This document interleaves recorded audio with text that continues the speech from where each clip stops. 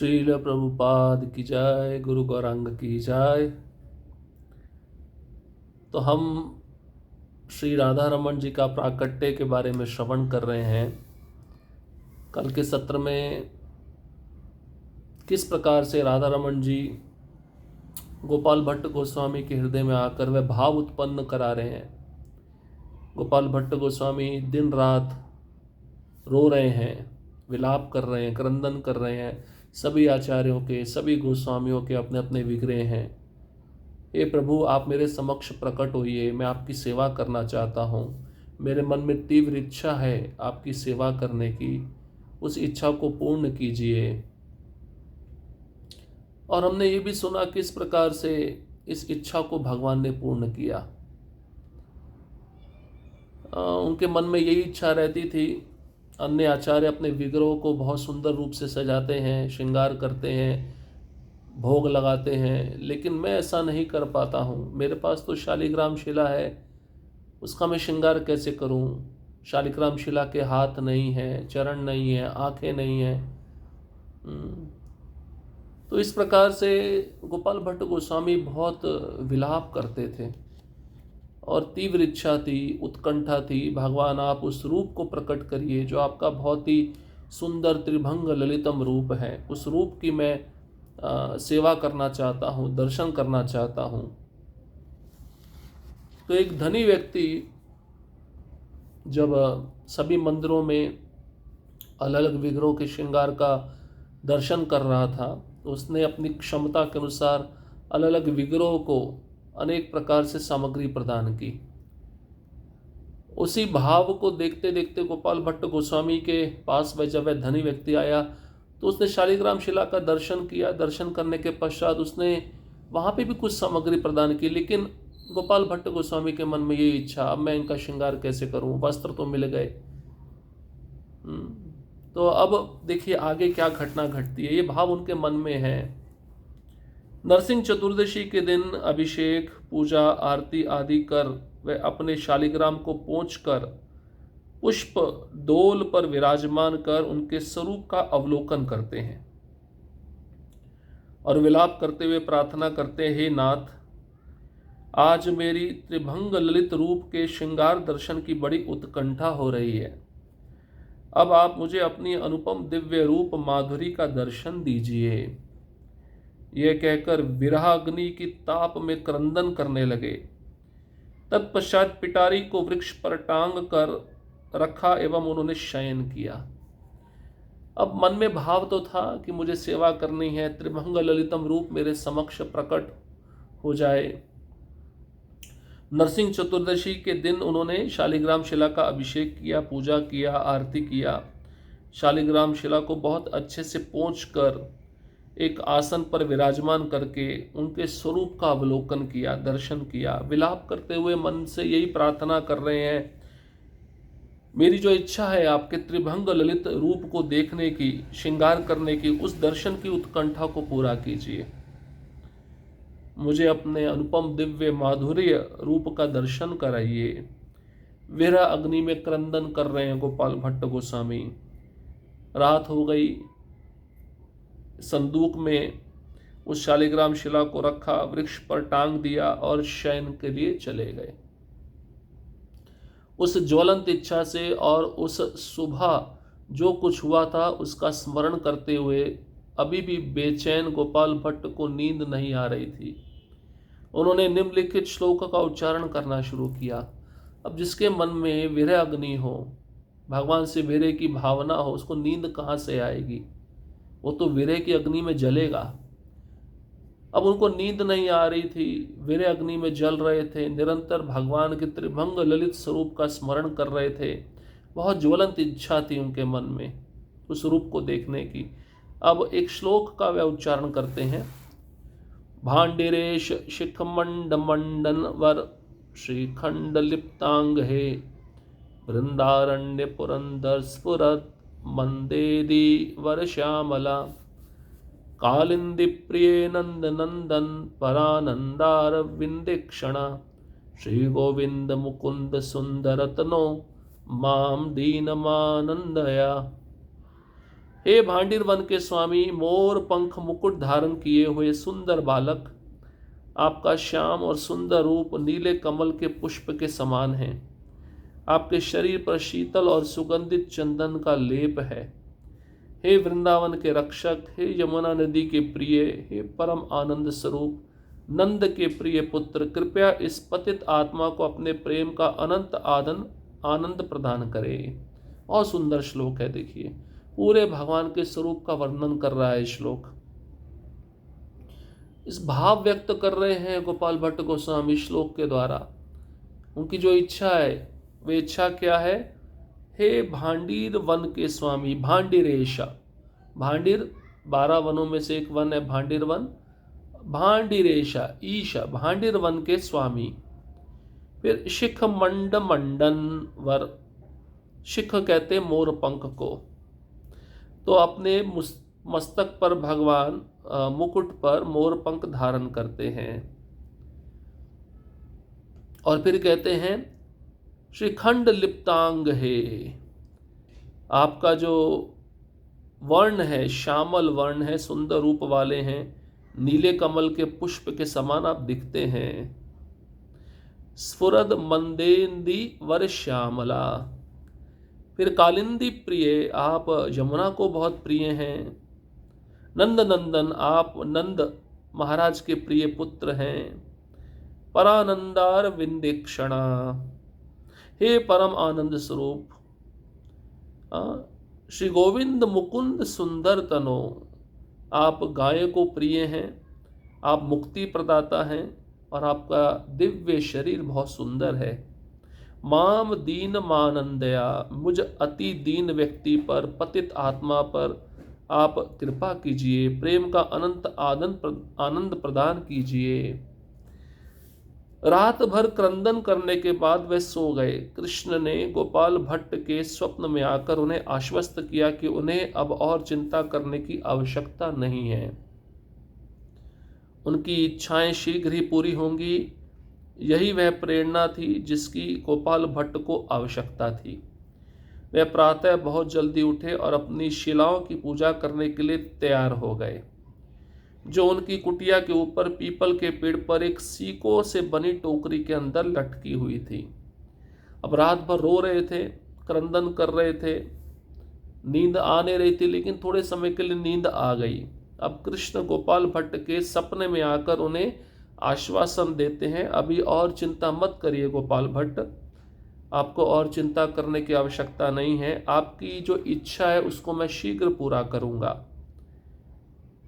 यही वह प्रेरणा थी जो गोपाल भट्ट को जिसकी आवश्यकता थी।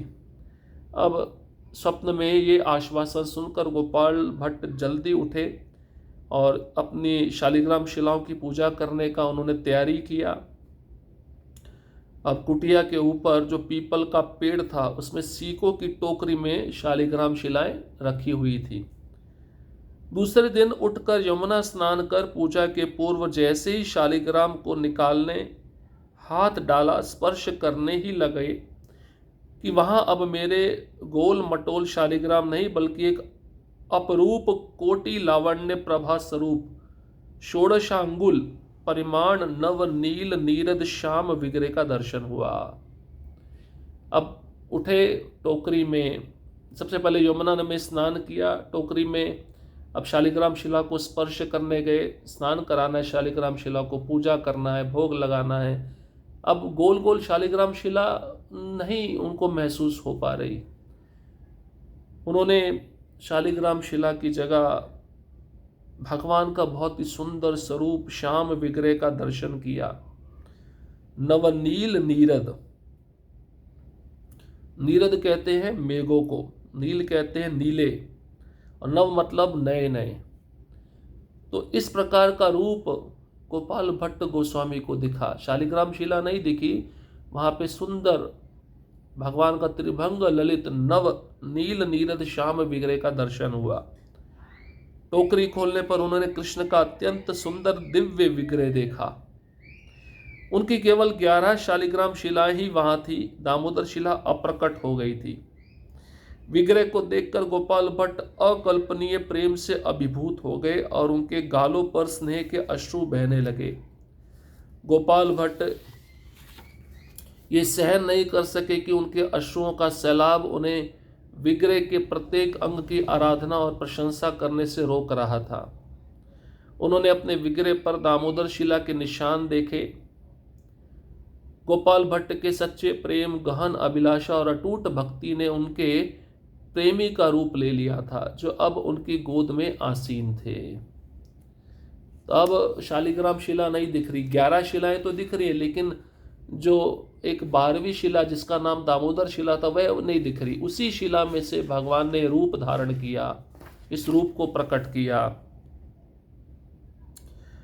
जैसे ही गोपाल भट्ट ने इस रूप को देखा, इस विग्रह को देखा, तो गोपाल भट्ट अकल्पनीय प्रेम से अभिभूत हो गए और उनके गालों पर स्नेह के आंसू बहने लगे।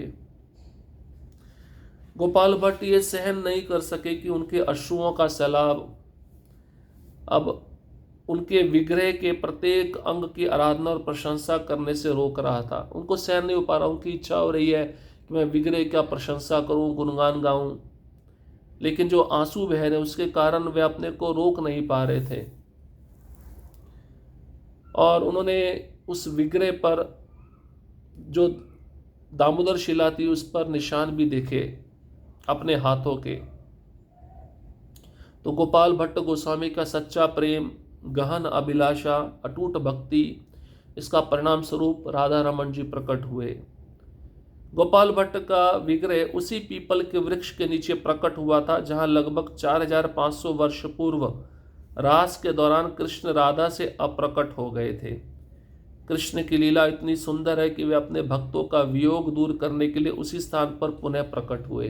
तो इस स्थान आज भी है। अगर आप वृंदावन जाते हैं, राधा रमन मंदिर में जब दर्शन करते हैं, बाहर आएंगे तो जहाँ गोपाल भट्ट गोस्वामी का समाधि है उसी के बाहर ये स्थान है जहाँ पे विग्रह प्रकट हुए थे।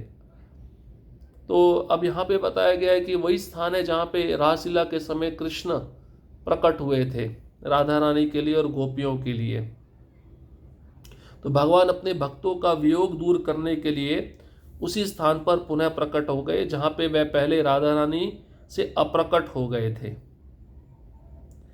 भक्तों को अनुभव हुआ कि वही कृष्ण जो राधा के समक्ष अप्रकट हो गए थे, गोपाल भट्ट गोस्वामी के आह्वान पर फिर से इस विग्रह के रूप में प्रकट हुए हैं। जब कृष्ण उस स्थान से अप्रकट हो गए तो राधा ने उन्हें रमण के नाम से पुकारा। वे राधा के रमण थे। इस प्रकार गोस्वामियों ने गोपाल भट्ट के विग्रह का नाम राधा रमण रखा। तो 4500 वर्ष पूर्व वही स्थान जहाँ पे राधा रमन जी प्रकट हुए, उसी स्थान पर भगवान रासलीला के समय राधा रानी से अप्रकट हो गए थे। अब भक्तों ने सोचा भगवान पुनः प्रकट हुए उसी स्थान पर अपने भक्तों का वियोग दूर करने के लिए, और नाम क्या दिया? राधा रमन। कारण क्योंकि वह राधा के रमण हैं, क्योंकि राधा रानी ने उन्हें रमण कह के पुकारा था उसी स्थान पर जब कृष्ण उस स्थान से राधा रानी के समक्ष अप्रकट हो गए थे। उत्सव के मध्य भक्तों ने टिप्पणी की कि श्री राधा रमन के दर्शन करके उन्हें ऐसा अनुभव हुआ मानो वह एक ही समय में गोविंद देव, गोपीनाथ और मदन मोहन के दर्शन कर रहे हों। सनातन गोस्वामी ने कहा कि उन्हें राधा रमन में चैतन्य महाप्रभु के दर्शन होते हैं। भक्तों में हर्ष की लहर दौड़ गई जब उन्हें अनुभव हुआ कि उन्हें कृष्ण और गौर के एक ही रूप में दर्शन का सौभाग्य प्राप्त हो रहा है। तो अलग अलग भक्त, अलग अलग भावना, और उस भावना के अनुसार भगवान उस विग्रह में अलग अलग भक्तों को अलग अलग रूपों में दर्शन दे रहे हैं। तो ऐसा बताया जाता है कि विग्रह ऐसा है कि इसी विग्रह में राधा गोविंद देव, राधा गोपीनाथ और राधा मदन मोहन तीनों का दर्शन हो जाता है। तो सनातन गोस्वामी को राधा रमन जी चैतन्य महाप्रभु के रूप में दर्शन देते थे। वैशाख पूर्णिमा 1542 में राधा रमन का प्राकट्य हुआ। राधा रमन वैसे ही थे जैसे उन्होंने गोपाल भट्ट सोचा था। श्री राधा रमन मूर्ति अति मनोहर, भाग्यवंत जनेर से नयन गोचर, अति सुमधुर भंगी निविदित भुवने प्रकट समय महानंद वृंदावने। भक्ति रत्नाकर, चौथा अध्याय, 313 और 314 श्लोक। श्री राधा रमन के श्री विग्रह अति सुंदर हैं। भाग्यशाली व्यक्ति ही उनका दर्शन कर पाता है। सारे जगत में उनका मधुरतम त्रिभंग ललित रूप प्रसिद्ध है। जब वह प्रकट हुए तब समूचे वृंदावन में दिव्य आनंद की लहर आई। तब एकत दिन पर शालिग्राम हईते, आपनी प्रकट हैला लोके रविदिते। भक्ति रत्नाकर, चौथा अध्याय, श्लोक क्रमांक 319। तब कुछ दिनों के पश्चात भगवान स्वयं ही प्रकट हो गए। सभी लोग इस बात को जानते हैं। श्री वैशाख मासे श्री पूर्णिमा शुभ क्षणे, श्री राधा रमण वसिलेन सिंहासने, महामहोत्सव सिंहासन विजयते, भट्ट प्रेमाधीन प्रभु विख्यात जगते। श्री भक्ति रत्नाकर, चौथा अध्याय, श्लोक क्रमांक 324 और 325। वैशाख मास की पूर्णिमा के शुभ दिन पर श्री राधा रमन प्रकट होकर सिंहासन पर विराजमान हुए और महान उत्सव हुआ। अतः श्री राधा रमन देव भट्ट प्रेमाधीन प्रभु के रूप में संपूर्ण विश्व में प्रख्यात हैं। उनकी शालिग्राम शिला अब त्रिभंग भंगिम द्विभुज मुरलीधर मधुर ब्रज किशोर श्याम रूप में प्रकट हुई। इस प्रकार दर्शन कर गोपाल भट्ट के आनंद की सीमा नहीं रही। वे आनंद के सागर में डूबते हुए साष्टांग दंडवत प्रणाम एवं स्तुति करने लगे। श्री गोपाल भट्ट अब श्री राधा रमन के रूप गुण लीला में निमग्न रहने लगे एवं नाना प्रकार के पुष्पों से उनकी सेवा श्रृंगार करने लगे। वे सेवा करते करते आत्मा विस्मृत हो जाते। वे श्री राधा रमन के गौरांग के रूप में ही जानते।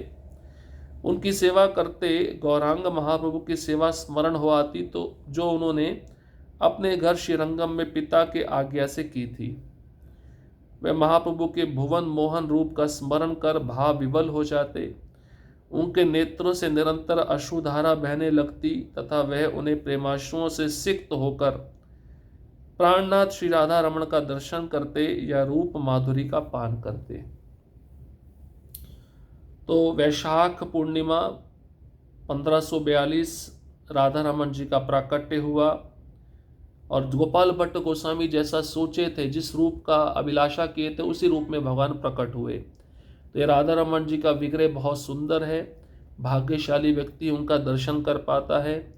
जो जगत में सबसे मधुरतम त्रिभंग ललित रूप प्रसिद्ध है वो रही राधा रमन जी का विग्रह है।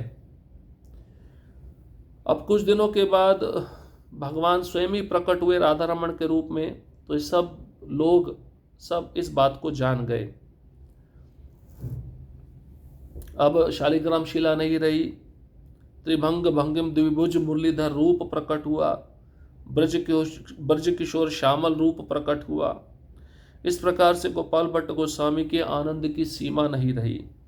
वे आनंद के सागर में डूबते हुए रोज हर समय नित्य राधा रमन जी को साष्टांग दंडवत प्रणाम करते थे, स्तुति करते थे। और गोपाल भट्ट तब श्री राधा रमन के रूप गुण लीला में निमग्न रहने लगे। अलग अलग प्रकार से राधा रमन जी के पुष्पों की सेवा श्रृंगार उन्होंने किया। सेवा करते करते अपने आप को भूल जाते थे। राधा रमन जी के गौरांग के रूप में वह देखते थे, क्योंकि बचपन में पिता की आज्ञा से उन्होंने चैतन्य महाप्रभु की सेवा की थी। तो जो सेवा उस समय की थी, उस सेवा का उन्हें स्मरण हो आता जब वो राधा रमन जी की सेवा करते थे। तो इस प्रकार से महाप्रभु के भुवन मोहन रूप का उन्हें स्मरण हो आता, विवल हो जाते, नेत्रों से निरंतर अश्रुधारा बहने लगती और आंसुओं से राधा रमन जी का दर्शन करते, रूप माधुरी का पान करते। इस तरह से उनका जीवन बीतने लगा। तो बहुत ही सुंदर राधा रमन जी का प्राकट्य कैसे हुआ, इस लीला को हमने सुना। इस लीला को हमें सदैव स्मरण करना चाहिए कि भक्त की तीव्र इच्छा को पूरा करने के लिए भगवान ऐसे सुंदर रूप को प्रकट किए। और गोपाल भट्ट गोस्वामी जी की कृपा से आज पूरा संसार, प्रभुपाद जी की कृपा से आज पूरा संसार इस रूप का दर्शन कर पा रहा है। हरे कृष्णा कृष्ण कृष्ण हरे हरे, हरे राम राम राम हरे हरे। श्रील प्रभुपाद की जय। गुरु गौरांग की जय।